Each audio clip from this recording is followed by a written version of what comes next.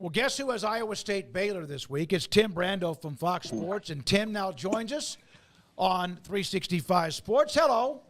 Hello, gentlemen. How are you? We're doing well. Great to have you. I know we'll get to the game you have this week at Iowa State and against Baylor and all that. What were your thoughts watching that classic in Tuscaloosa, that back-and-forth crazy game between Bama and Georgia? Well, the great thing about doing the Friday games, and I'm done with them now for the next couple of weeks. I'm going to be doing Saturdays. As a matter of fact, I just heard you guys talking about West Virginia.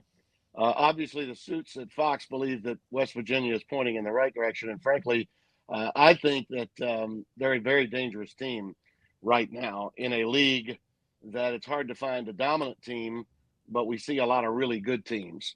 And in my opinion, West Virginia can be one of those. And the game with Iowa State and Baylor is not going to be a walk in the park for the Cyclones. But I also believe that West Virginia is one that could be lying in the weeds a little bit for the Cyclones.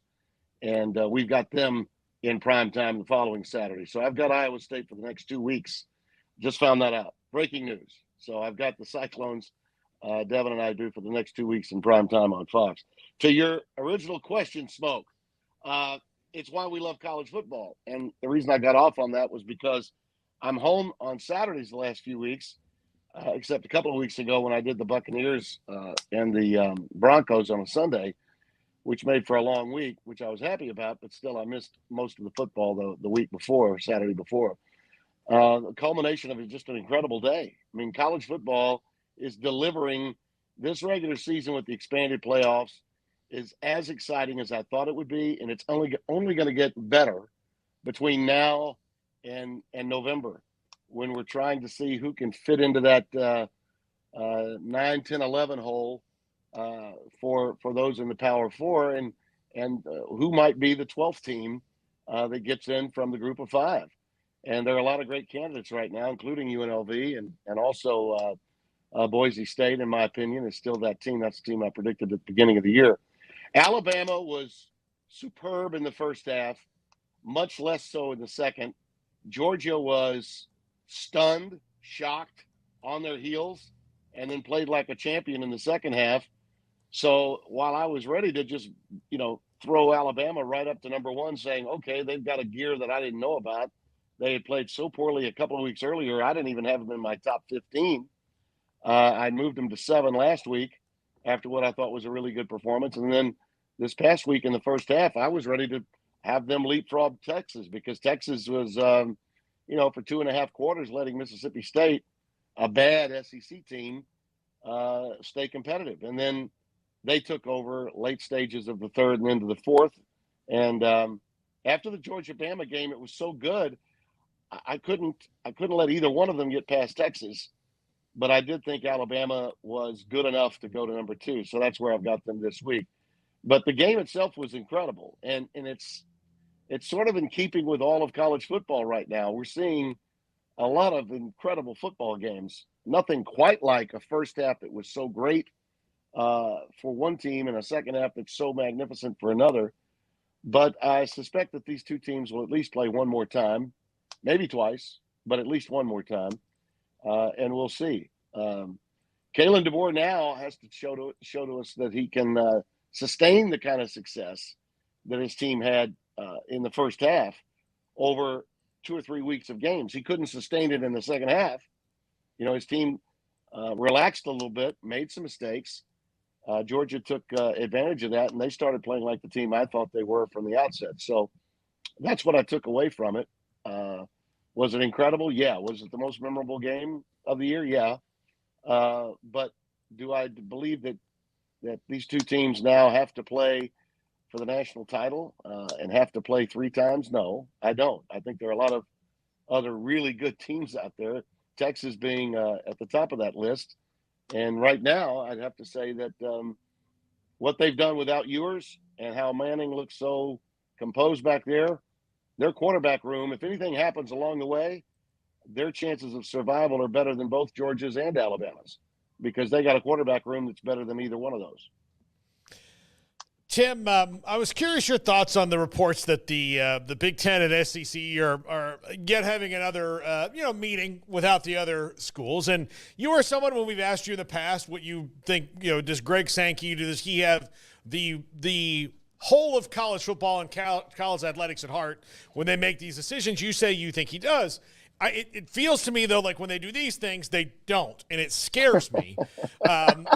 It's like hearing the government say, like, "Oh no, your taxes, you're not going to get more taxes. We're not going to tax you." And then they get to the end of it, and they're like, "Well, turns out that's the only thing we know how to do." So you're just scared. You're just scared. You're just scared because the SEC's in business with Disney. That's what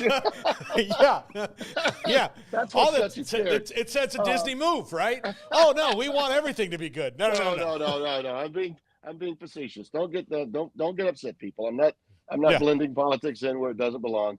Mm-hmm. I think you are overreacting. I think you're overreacting a lot. And I've said this for years. The leaders of college football, particularly those that are the strongest, have got to take control.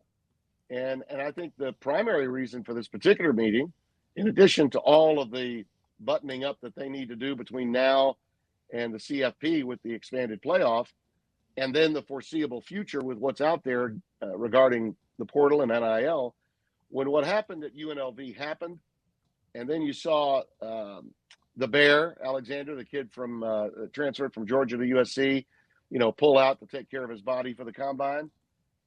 These are real danger signals, and it means that college football's end of season, which is going to be fantastic, could be marred by more of this between now and the end of the year. And they got to find a way to curtail that. It's not going to stop necessarily because they can't enact anything to get control of the portal or NIL until next year. But they damn sure need to start thinking in those terms. They got to not just be living in the here and now, but in the future. And we didn't learn anything new from what happened with the kid from Vegas. All we learned was what we already knew, and that was the NCAA did this. Okay, we got a he said between the offensive coordinator and the quarterback or the quarterback's dad, and lawsuits in the offing didn't seem to bother Vegas that much. I think they took care of business against Fresno pretty well in that game. So they're still in my 12 hole right now in my standings in the college football poll. But the reality is Brett Yormark and they're in consultation. They're not just, hey, this is the athletic directors of the teams of the Big Ten and the SEC all getting together in what seems like an unprecedented move, but it's really needed. It's really needed because the commissioners have got to impress upon the ADs that their presidents need to understand that Charlie Baker is not just going to wave a magic wand and suddenly change all these years of missteps by the NCAA, whether it was being run, by the worst, and it was. I mean, there's no doubt that it was being run by the very worst people with power that had no business having it, to now someone that's trying to be a bit more democratic as a former Republican governor in a blue state who's trying to make everybody believe that the NCAA can and should still be involved. And they can't and they shouldn't. And that means that the commissioners and the presidents of the universities of the Power Four conferences and beyond, that meaning all 134 Division I schools, have got to begin to take care of their own business. And that means signing papers, okay? It's not really different than a national letter of intent. You sign and you have a collective bargaining agreement that says you're going to get X amount of money, and it's there for the school to know and for the player and the player's representatives to know, and that's what we have to do. Otherwise, we're going to have the wild, wild west continuing, and it needs to be shut down, and it needs to be shut down fast. All is not lost in college football. We're okay. We really are. Sports never done any better than it's doing right now financially. It's continuing to flourish. The product on the field is magnificent. The ratings are through the roof. They're record-breaking. But we've got to make sure that we control, both the player end as well as the, departmental end of what's taking place. which school has what collective that's going to be in charge. We can't have competing collectives, which we have at a lot of schools right now. And when you have that and the schools have no understanding of what the collective that's outside the realm of the school is doing, then you've got problems that you absolutely cannot control until you get a grip on understanding that players now have to have contracts and they need a piece of the pie. We need to start utilizing that, and we have to have checks and balances for the portal and NIL. That's what's going on. You don't need to worry. The sky's not falling. And I guarantee you that Jim Phillips and Brett Yormark of the ACC and the Big 12 know what's going on, as do the other commissioners in the other leagues. But they all have their fair share of issues. You know, they do, including schools leaving and having designs on leaving if they haven't left already, which is going on, as you well know, with the new iteration of the Pac-12, the ACC, Conference USA and Sun Belt are concerned about their teams. So everybody's got a lot of here and now work to do. But the Big Ten and the SEC are the ones that are solvent. I mean, they are solvent. So they need to be looking at the big picture and how to protect the sanctity of the game. And I think that, if you'll pardon the metaphor, who better than Sankey to look at sanctity? So let's go ahead and let him do that along with Tony Petitti, because those two guys have similar situations and are wielding the most power, and they really should. I think the others will follow. There have been times when they've done it in a very selfish manner, and I'll call them out when they do. You know that. But in this case, they're not. Speaking of TV ratings, Tim, Colorado is 4-1. A lot of people ready to just completely, set them aside after the Nebraska loss. I think Nebraska's actually a pretty good team. And granted, Colorado hasn't beaten anybody ranked or like that's necessarily at the top of the food chain yet. They'll play K-State here in a couple of weeks. But what have you thought about Deion and company getting off to this start? Is it like last year, or is there maybe a little bit more substance to it this time around? No, I think there's a lot more substance to it. And here's why.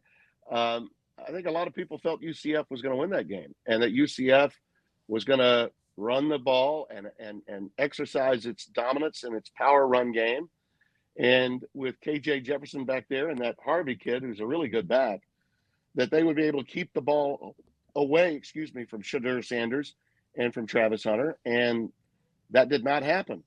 Colorado up front played the best that we've seen them play, which I thought was, the definition of seeing a problem, identifying it, and getting better, which they did, and they had to do. But to do what they did with the explosive plays and the dynamic overall play of Travis Hunter, I think that they're, we're going to look back, perhaps, maybe not, but perhaps, at the seminal moment being that incredible throw that Shedeur made against your Baylor Bears, because if that game goes away, if Baylor wins that game, I don't know that they would have had the confidence to go into Orlando and do what they did at UCF. That was a confident group that felt like, okay, we are this, and we can go in and dictate pace of play and tempo, and we know that our skill position guys are far superior, regardless of what beef they may have up front and how much Gus Malzahn wants to control the ball. No one was running the ball any better than UCF, really. And yet Colorado did a nice job of turning them into a one-dimensional team, getting some stops. And they added to the box. They dared KJ to throw it, and he didn't throw it particularly well. And then ultimately they came away with a big win. So, no, I don't think this is granted, they lost to Nebraska, the only ranked team that they've been involved with to this point. Yes, but UCF was on its way to perhaps being ranked, and there's a lot of teams right now that aren't ranked that are really good. Those teams between 26 and 40, they're really pretty good. There are a lot of really good teams out there that might even be vying for a position in the college football playoff that aren't ranked right now. We're seeing more parity now than we ever have. And I think that bodes well for a team like Colorado. So the Rutgers-Nebraska game is going to tell us a lot about both of those teams, right? I mean, Nebraska lost at home to Illinois, who couldn't stop the run against Penn State.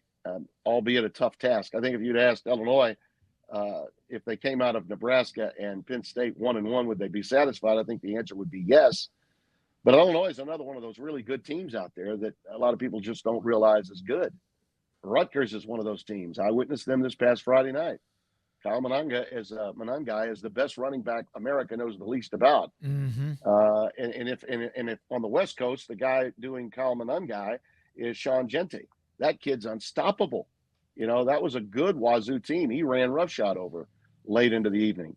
I mean, that was just unbelievable football on Saturday. Yeah, the Georgia-Alabama game was witnessed by more people. Yeah, I get that. Two big-time programs, fellas. But, man, there were some great games. What Kentucky did to Ole Miss. Yep. Was not – and I was surprised that Ole Miss lost at home to Kentucky. But if you think about the way Kentucky played Georgia, maybe we should give Kentucky more credit for the way they played than Georgia laying an egg. You know what I mean? Kentucky's defense did a hell of a lot better job than Alabama's in the second half against Georgia, don't you think? I mean, there's a lot of really good football out there. Yeah. A lot will shake down between now and November, the end of November. By the way, you mentioned Rutgers unbeaten, Indiana unbeaten, Ohio State still unbeaten, and those are the next three games for Coach Rule and Nebraska that are trying to somehow find a way to get to a bowl game this year. You mentioned Gente at Boise State. Craig jumped on that well before anybody because he does the Earl Campbell Tyler Rose Award nominations each week, and he's just spectacular. Does he remind you in a way of the modern version of a Marshall Faulk or a Barry Sanders, without trying to tell that we don't know that yet, but just that kind of style?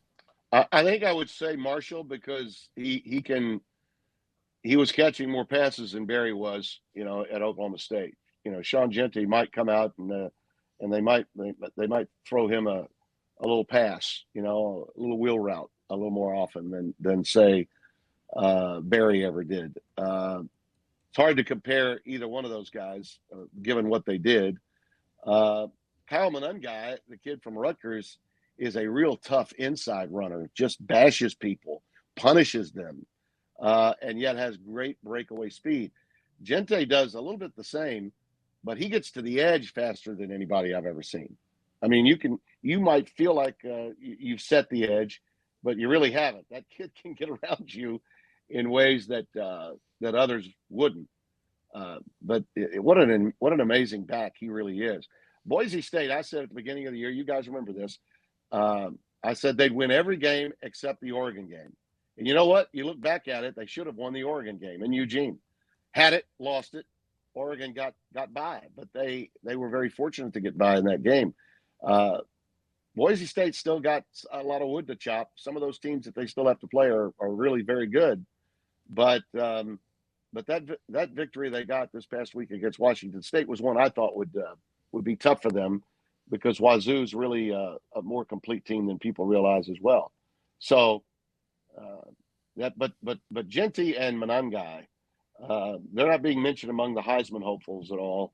But if a running back were to be invited, either one of them would be deserved. They would be well deserved to be in New York. We have absolutely at least the three of us have mentioned Gente as far as in that group. Of course, it's going to come and go. One or two going to come in and out. Paul Catalina, Craig Smoke, David Smoke, Tim Brando, Fox Sports with us on 365 Sports. Tim, it's now week 5 or through week 5 into week 6, and you start to see some kind of hot seats, maybe legitimately now, Sam Pittman, Dave Aranda, maybe even Hugh Freeze, although it might be a little early for him, but things are not going well at Auburn. Who do you think is outside of Billy Napier, who is essentially a dead man walking at Florida right now, who do you think has got to really turn it around and fast? Yeah, I think if he loses to UCF this week, which I think is a distinct possibility, he may officially be gone. I think the possibility exists. In essence, a win by UCF because of who they are and what state they're in, and that this would be, okay, they lost to Miami badly. What if they lost to UCF badly? Okay. I don't know. Scott Strickland would want to keep him. I know that. He's an honorable AD, a good man, but that's a fan base that I've mentioned is exceedingly toxic, and they have a point if you can't handle UCF at home. So that's one to really keep an eye on. And I think UCF is dangerous because of what happened to them last week. So that's one to keep an eye on. And looking at the others that you're talking about, Pittman is a guy that probably needed that A&M game last week, but I don't think he had to have it. I think the chances of him surviving are still pretty good. I'm going to make a prediction for you. Rather than talking about who's going into the carousel and who might be coming back, let me talk about an out-of-work coach that I think without question will be working in college football next year. Did either one of you guys happen to see the Dan Patrick interview of Jon Gruden? I did recently? not. I did not. Dan was pretty to the point, and Gruden talked around it a lot. Jon Gruden is going to coach in college football. What AD is going to take that shot? I don't know. But it's more than likely going to be an SEC AD that does it to make that big splash. And, you know, there was a time when we used to scoff every time Gruden's name got, bandied about by the local media whenever they were firing a coach. It was like, okay, Jon Gruden's the top candidate. Who else we penciling in? Remember that? It was laughable. But now with Jon out of the NFL and seemingly for good, the itch is back. He's got to scratch that itch. And you could just tell watching. He was there for another reason, but Dan wasn't going to let it go. And so he just kept after him as only Patrick could. And I came away from that thinking that Gruden definitely is in conversations with some ADs and with his agent already. I got to believe that. So where it's going to be, I don't know, but I really believe he's going to be coaching somewhere in college football next year. So you have Iowa State Baylor coming up on Saturday in Ames. Iowa State 4-0. They just shut out Houston. They play great defense. They had the big win against Iowa. Baylor's had two games that have been topsy-turvy, roller coasters of emotions. Yeah. And like you said, who knows if they close out Colorado? Does Colorado go to Orlando and do what they do? Yeah. I don't know. But one thing about it is the pitchforks are getting much more prevalent because since the middle of 2022, Baylor can't beat anybody. Yeah. And great guy and all that, a lot of coordinator changes. To me, eventually, you're the only one left in the room. Right. Everyone likes him, but you have to win, Tim, in college football with the money the way it is. Right, and they had a brilliant second half. I mean, I really did think they were going to come back and win that game against BYU. I watched a good bit of it. I was impressed with the quarterback. You've got the tools at the skill positions. You got receivers that managed to get open. It's not like, I saw some guys that were missed. Yeah. But they were there. They were open. Coordinator change really does affect teams a lot. I think it's affected Dave's team a lot, and it's also affected Lance Leipold's team at Kansas a lot.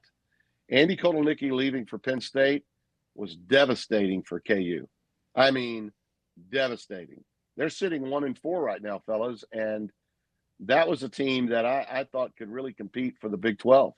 I thought, if Daniels just stayed healthy, if he stayed upright, that they had what it took. The defense had improved. The offense had better personnel. They had some, fifth-year guys. The running back is dynamite. The Kansas's own back there. Neal is tremendous talent. And they're sitting at 1-4. So when you lose those coordinators, and you know what's happening in both cases, they lost them for what? This kind of cheese. A guy like Kotelnicki is not going to be able to make at Kansas what he can make at Penn State. And if he does well, he might be able to write his ticket into the NFL or, a head coaching job if he wanted to. Knowing Andy Kotelnicki, I don't think he necessarily wants to be a head coach, but you want to, strike while the iron is hot, and he clearly did. Baylor, to me, can turn it around. And I think the reason they can turn it around is because they have the ability to win. They're just not making winning plays when it counts. And you can't dig yourselves a hole with turnovers and mistakes. And they've had a lot of both. The thing about Iowa State that I think gives any team hope that they might be able to beat them is if you've got players that can give you the explosives, the 25, 30, 35-yard running plays or the 30, 35, 40-yard passing plays. Baylor's got that, particularly in the receiving category, I think. Then you got a shot because Iowa State is not a team that plays well from behind. They have to be in the lead. They're a lot like Rutgers in the sense that they play within the margins, or like K-State's teams with Bill Snyder, to some extent Kleinman, although I think his team is now more explosive with Avery Johnson than it was before. But a lot like those teams, win in the kicking game, don't turn the ball over, run the football, and stop the run most of the time. That's what Iowa State does. Now, listen, you know how I feel about my old partner, Spencer Tillman. He said to me after this game with Houston, he had the game on Saturday, and it was a shutout. And Iowa State's defense was really good. It's not like Houston didn't have a chance to score. They did, and they stopped them in the red zone each time. Turnovers were a problem, yeah, but that's what Iowa State does as well. Their linebackers are really good, as well as that secondary of theirs. They always have great safeties. But he said to me that he sees in Iowa State, especially with the veteran leadership on the defensive side of the ball, he sees in them what he saw in Washington last year.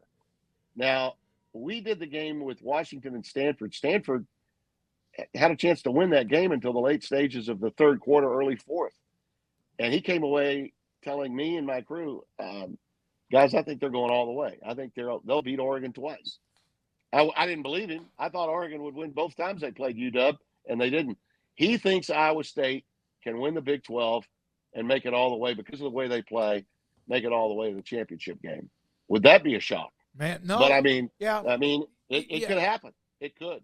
But I still think they're beatable. I still think if you're a coach in the Big 12 and you're going on the road to play an undefeated team, who would you most like to play? I think Iowa State's that team if you feel like you can score touchdowns, Yeah, they seem to fly under the radar. But what I love about what Matt Campbell, they had that push, and then one year the expectations were high, and they just – and that kind of happens in the Big 12. Purdy's last year. It was Purdy's Yeah. last year. He had a great junior year, made it to the Big 12 title game, didn't get the W. Then the following year, the great expectations, and they leveled off. And of course, then they dropped off in talent. It's a culture program, and if the recruiting, once you've had those guys, juniors and seniors, and this came after COVID, let's not forget that. Then there's a talent discrepancy between your senior class and your freshman class, and maybe you're a team filled with no sophomores and juniors. Okay, so you're either really young or really old, and sometimes those teams don't mesh, and you have an awful year. That's what happened to them in 22 when TCU made it all the way to the championship game, and they flattened out. But rest assured, about every 3 years, Iowa State's going to be, like Iowa in the Big Ten, good enough to win 10, 11 games. And I think with Becht is a really good quarterback. And in Farmageddon, we discovered in that snow globe game at the end of last season why those kids, Sanders and the other kid, we found out why they transferred. Okay, Sama Abu.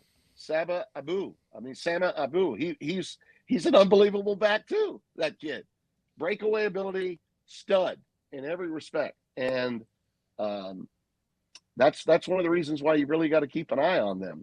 They're 16 now, right? They're 16 now. Yep. They continue to matriculate up slowly and quietly. They may be a really tough out, but they still got to win a Big 12 championship. So it's not like you can just win the regular season. You got to win the Big 12 title. I don't think Iowa State's the kind of team that would get an at-large entry. They got to go and win the whole thing. That means go undefeated. Yeah, I agree. And there may only be one team from the Big 12, especially if they end up with a couple of losses or whatever. I always ask you about a broadcast question. With you having color, with Devin, and then, of course, sideline and all that, producer, et cetera, how often, and are you one of those when you're doing a game where the producer talks in your ear, your IFB, are you one that likes that a lot or not? I love it. I want the communication. Uh, I'm known as a pretty good talker, as you well know, but I would be known as an even worse talker, or I would be a big time over talker as a play-by-play man if I didn't use the talkback. I use it probably more than any other play-by-play guy you can run across, because whenever a thought hits me in my head, I want to plant the seed in my producer's head, because we're all in this together. And it's sometimes I know I bother my producer because he's constantly working with Devin on replays, on angles, the kind of shot he wants. If he's going to tell us straight, he's got a telestrator up there, and he's working it hard.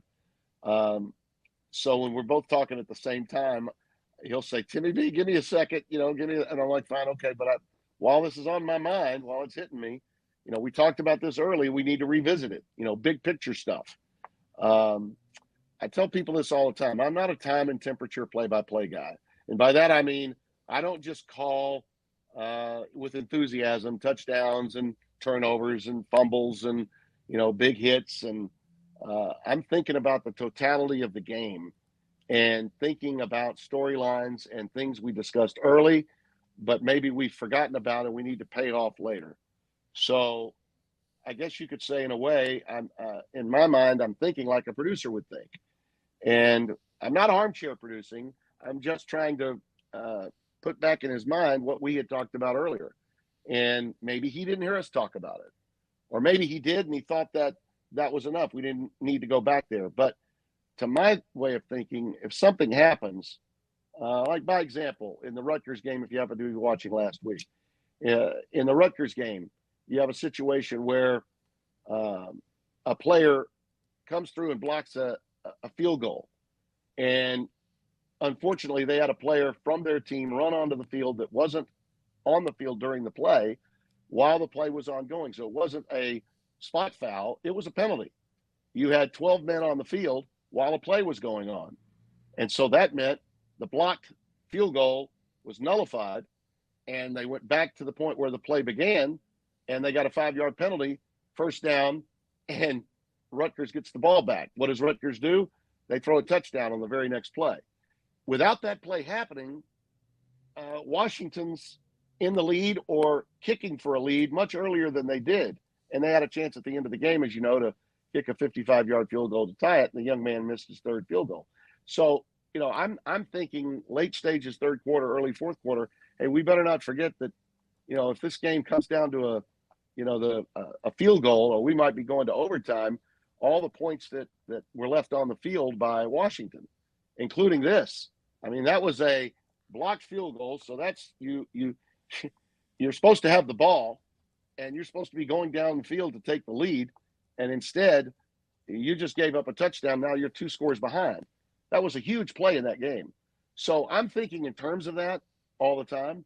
So I'll never complain about a producer in my ear while I'm trying to do what I'm trying to do.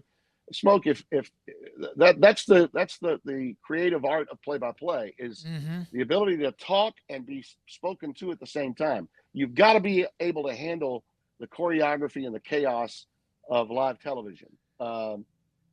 In a lot of ways, it's a lot like taking that 747 up in the air and you're talking to the tower and you're still trying to steer that airplane. You've got to be able to do multiple things, and fans at home don't know about it, don't need to know about it, but it's the art form of what we do. And you can tell, I can tell anyway, when a broadcaster's thought is beginning and then when he stops and there's some sort of awkward layout. Usually it's because he's trying to talk, and then when the producer starts talking to him, he stops. You can't do that. Same with an analyst. If the analyst responds to somebody, you hear the analyst say, "Yeah, I know that," just out of nowhere. It's like, oh, he was talking to the producer. The producer is on an intercom. The country didn't hear what he said to you, but that's just reps and experience versus being new at it. And we've got a lot of people that are new at it that are on the air these days because we have so many games televised. Tim Brando, Fox Sports, what he's talking about when I brought up IFBs, the earpiece or your headsets where the producer's talking to you. It's like in television when we were local TV, Tim, when the producer would say 2 minutes or whatever else. It's almost like you you do get used to it. If you've never had it, it can absolutely throw you off. IFB is translated tinny. Thing in my ear. Yeah, exactly right. Thank you, man. Great to see you. Great being with you guys. Tim Brando, Fox Sports, with us on a Monday.